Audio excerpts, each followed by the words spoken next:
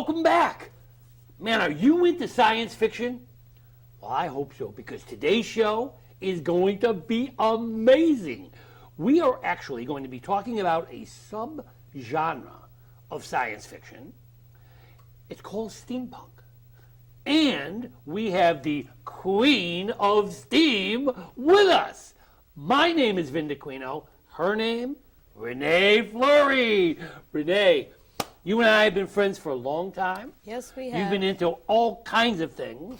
If this show is about passion, it is about you. Thank you. Tell us what this is all about. What is steampunk? Well, steampunk is many things. What it is technically classified as is a subgenre of science fiction, like you mentioned. It's actually a fusion of Victorian history, so it's like the history, the technology, steam-powered technology, etiquette, and fashion combined with many science fiction and fantasy ideologies. So you can put it in a more futuristic setting. So it's actually like a movement? Yes and no. Steampunk is its own subculture, certainly. It kind of defies genres and defies... It blends into many different things. So we have our own subculture. It means we have lots of people gather together. We have these events. There's things like steampunk music, books, art. Yeah, there's a whole everything. Thing. Yeah, and there's even like conventions that they have, right? Oh yeah, we like to gather at many steam events, as we call them. We're almost always all in costume. Everybody knows each other, and it's just a creative outlet for people who are very passionate and who are very creative. And some of them might not get to express that otherwise. So it's a great venue for that. Yeah, when I see it, I think of like Comic-Con, where these people come in all dressed in all different kinds of costumes. Now you have a very specific outfit. Is there something that identifies steampunk as steampunk? Well, the name alone suggests that, well, there is something steam-powered about it. What defines steampunk? Other than the aesthetics are you're going to have Victorian fashion, you're going to have the ruffles, but you've got the ruffles and the laces, and for men you've got the nice top hats and the dapper, the gentlemanly look, combined with things like, compasses, leather, gears, goggles. Yeah. I mean, it amazes me that it's a combination of the Victorian era and science. It's like two opposite ends. Well, not really, because during the Victorian era, don't forget, you had the Industrial Revolution. So you had a lot of these mechanical things, a lot of inventors. You had Nikola Tesla, my personal hero, is a prime example of that. He's one of the historical figures that the steampunk community has commandeered and made our own. And you had those classic rivalries like Tesla versus Edison. You had H.P. Lovecraft writing these fantastical horror stories. You had H.G. Wells, The Time Machine. Yes, and you had a whole era of Victorian mysticism involved there.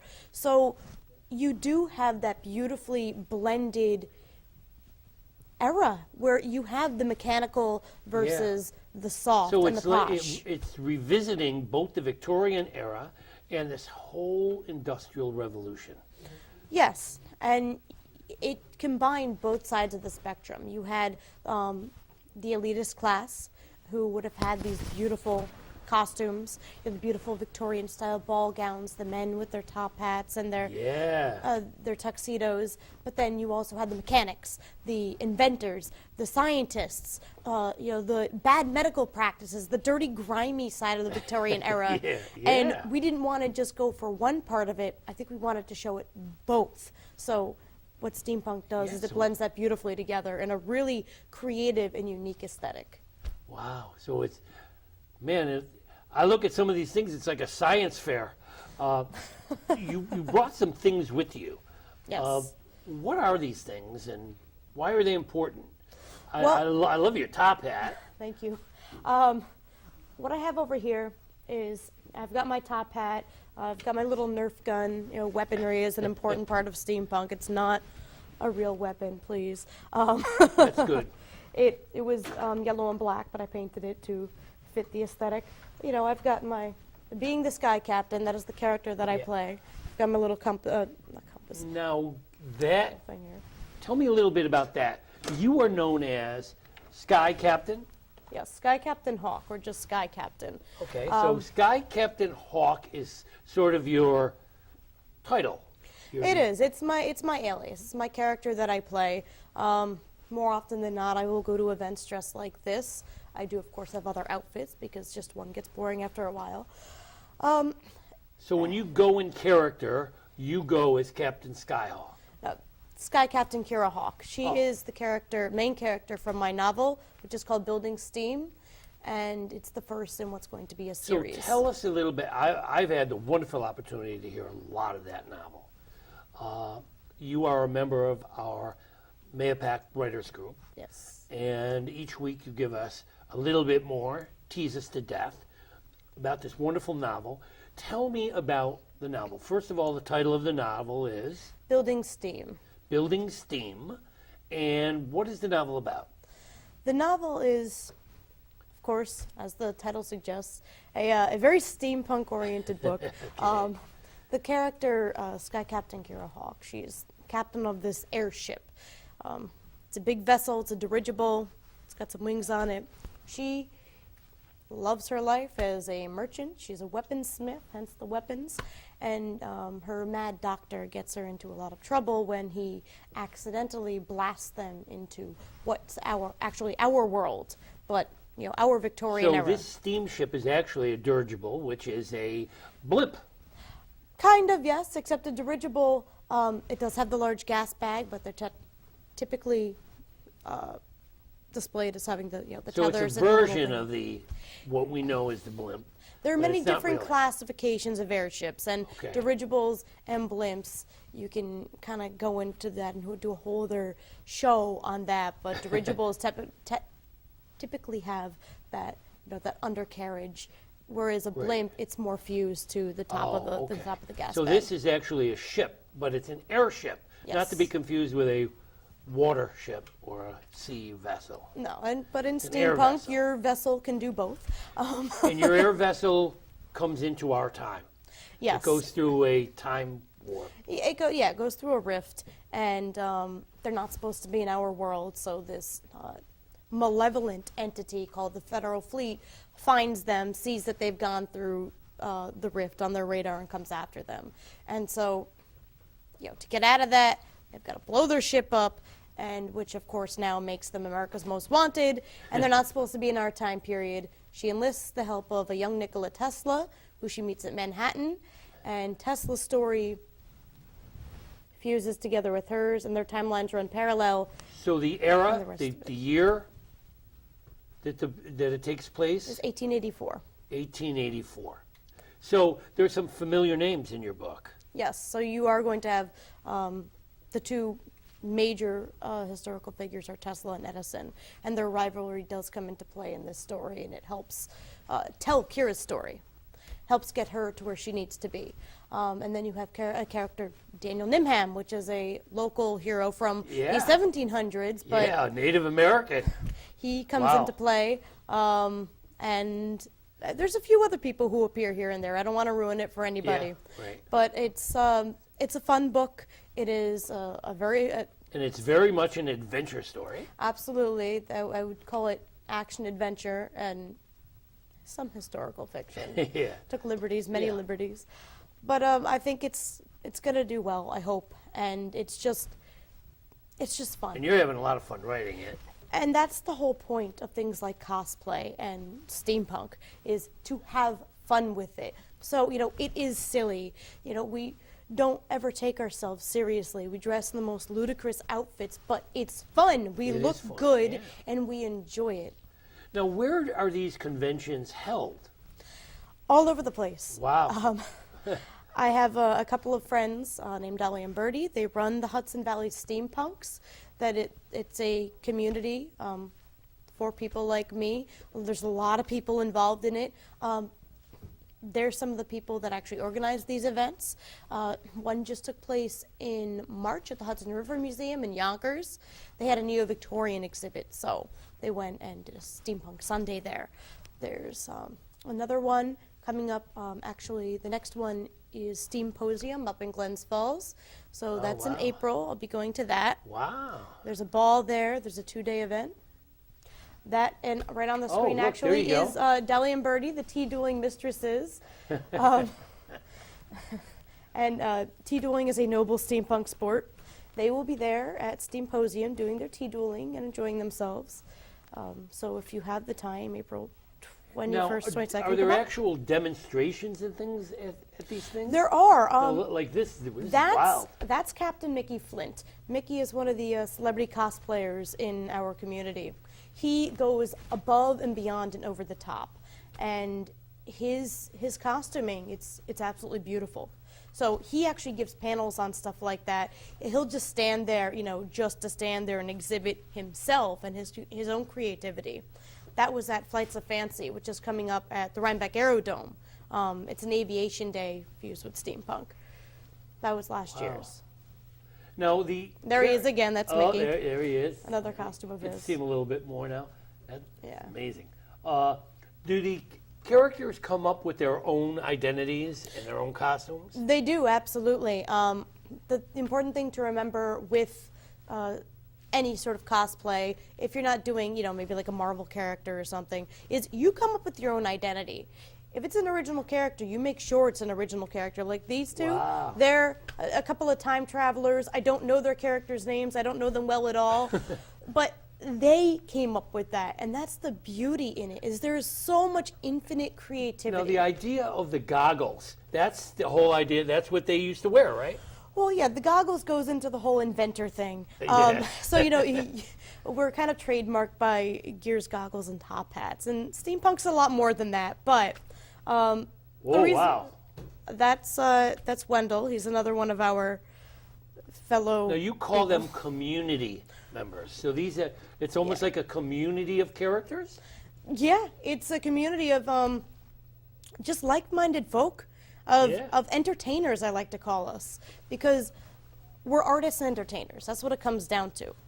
Tell me, how did Renee get into this? I know you as a photographer, a wonderful photographer. Thank you.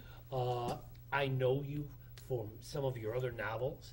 And then all of a sudden, Renee started showing up at the workshops looking rather different. How did this all come about?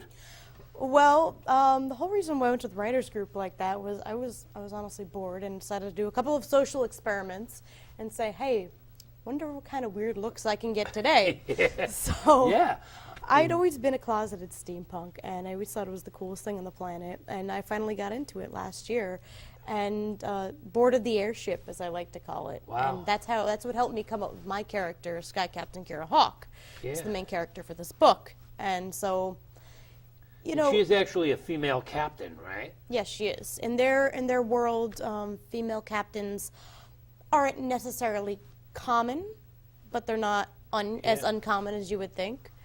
Yep. So they're somewhat uncommon, something like our world, where women are not always considered equal to men. So they when have you to have fight this, like Sybil Luddington, fight for her rights. and so when you have a strong female character like that, they're going to be a little bit more over the top, and that's part of the reason why I just started doing the Yeah. costuming just for fun to really get into character, because for someone like me it helps. Renee, do you find people looking at you like, what in the world is she dressed as? Every once in a while, it's not like I go out like this every day, I really don't. But when I would do it just for the social, aspect of it, I actually got a lot more, oh my God, that's so cool. And a lot of Yeah. people recognized the genre, and if they didn't, they would ask. They'd always want to take a picture with me, and it was fun. Are you getting a lot of young people into it, or? Surprisingly, I'd say the age, Yeah, it average varies, age, yeah. it varies, but you see a lot of people in their 40s and 50s. Really? People so older it's than kind of me, like yeah. middle-age crisis. It might be, I don't know. What I kind of think it is the reason why you have people who are in their 40s, 50s and older who are like really into this more so than the younger generation is because they grew up with that stuff in their homes. Yeah. So it's going to be more familiar to them and they're going to enjoy the aesthetic a little bit more so than, you know, somebody like maybe your granddaughter's age who's not as familiar with it. Yeah. I mean, I was amazed because I'll be honest with you. I had no idea. I mean, you walked in with a girdle on the outside. And What are you calling a girdle? What? I mean, It's a corset. A corset. Sorry, I know a lot. You make about me it, sound sure. so old. Well, I mean, I had no idea what it was all about. And the more I learned, the more fascinated. And I love the idea of it being a community. And that it's really a group of people who have common passions, common interests. And it's something that you really can get into. It's a genre for sure. And you can either do it like you just, you know, if you're a woman, wear a corset and like a set of goggles, or you can do what, you know, like my friends Mickey and Wendell do, and they go all like way over the top. I mean, they just go all out, and the amount of time and effort that they put into making their costumes, the attention to detail it's incredible. It's very impressive. Is there any particular place considered like the capital of steampunk? Is it East Coast? Is it West Coast? Is it I don't know if every we have. coast? It's all over the world, really. It's a It really worldwide. is.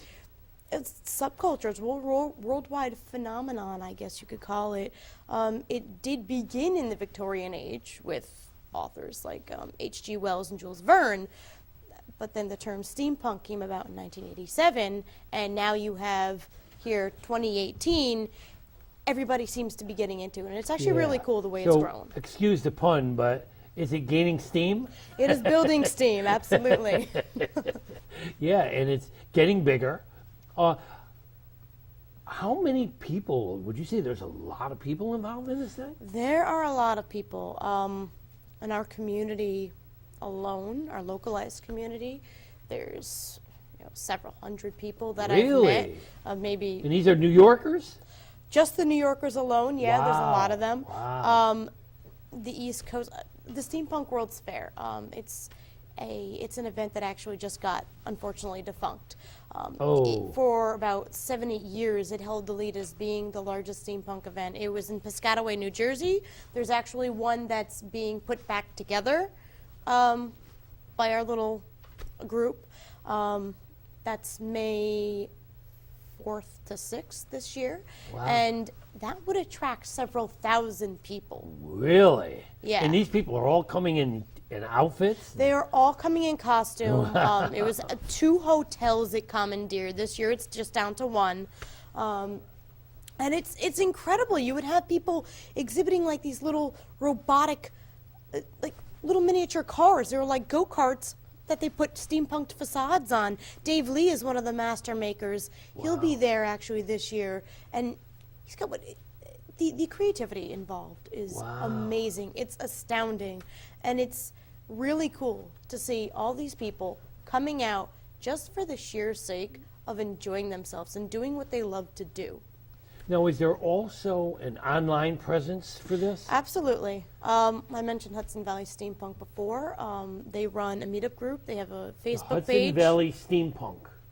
That's a regular organization? Yeah, I mean, it's just, it's run by these 2 ladies, Dolly and Birdie. We had their photos up on the screen earlier. And they just organize these events and get people together. Yeah, wow. Wow. It's really so what do you actually do there? You display your things? Yeah, that's kind of what it is. You do have people like Mickey who are invited to be guests of honor who have these astounding costumes. You have things like tea dueling. It's an event that goes on.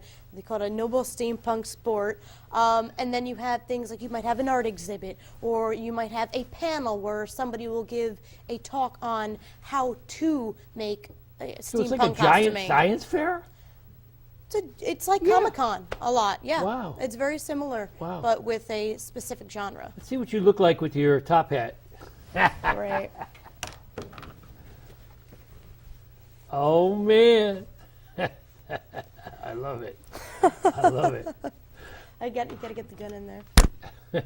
Now, you evidently put a lot of time into this and thought into it. Now, this is one outfit, but you have several outfits? I do. I have about 6 or 7 different corsets that I can Wow. wear. I don't have, it's not like I have a huge wardrobe, but I have dresses and skirts that I might wear on a normal basis that are lacy and can look the part. Yeah. And you So can some combine of them stuff lean like more that. to the Victorian side than the steampunk side? Well, steampunk is Victorian by nature. So Oh, some of them are okay. more classy and elegant. They're not going to be over the top like this. I might not even wear a corset. Wow. As long as it looks good and kind of fits with the genre, you can just roll with it. But the important part is to have fun. So there's no rules, right? I mean, it's like you Other can... than there's no internal combustion allowed. When we Oh, say steampunk, it's if you have things start having things like airplanes and cars, then you run into diesel punk, which is our close So cousin. diesel is out, steampunk is in. So it has to be steam powered. That's the technical Yeah. rule of it. Yeah. But anything goes, and we're all friends. We blend with the diesel Yeah, punks, with so- the goths. So you're... We don't care. Yeah, you can kind of move the guidelines if you want. So now, I'm sure you have friends in this community that you never had before. Absolutely. I've met a lot of great people as a result. You know, they really helped me believe in myself, actually. It's It was really funny fascinating. the way that worked out. But it made me into maybe a Steampunker. more rounded individual, I guess. Yeah, all right. I can hear that. So tell me about the novel now. How close are we? I am about halfway through the book. So what I Okay. had to do was, I was at a point where I said, okay, this isn't working. I had to go back in and add a few things. I added a whole other side to it that really brings the novel together. So now what I'm doing, going through with the fine-tooth comb, ironing it out, and then I can complete the rest of it, and by the end of the year, it should be out. A lot later than I wanted it to be, but it had to be done. Wow. So you're working your way towards the end here. Yes. As I said, Take it, that's all. I've heard a lot of parts of it. I love where it's going. Do other steampunkers write books? Absolutely. The term steampunk came to us in 1987 from a steampunk author. His name is K.W. Jeter. What's the name again? K.W. Jeter, I hope Okay. I have his first 2 initials right. The last name is definitely Jeter, like Derek Jeter. And he wrote a bunch of steampunk novels, and he coined the term as a joke because it did involve the whole Victorian Because steam and steam-powered- punk, which is really He tacked interesting. punk on to the end of it as a joke, but Yeah. it stuck. So now Yeah. we ran with it, and that's who we are today. And there's a lot of science fiction and steampunk authors that I've met as a result of becoming part of this community.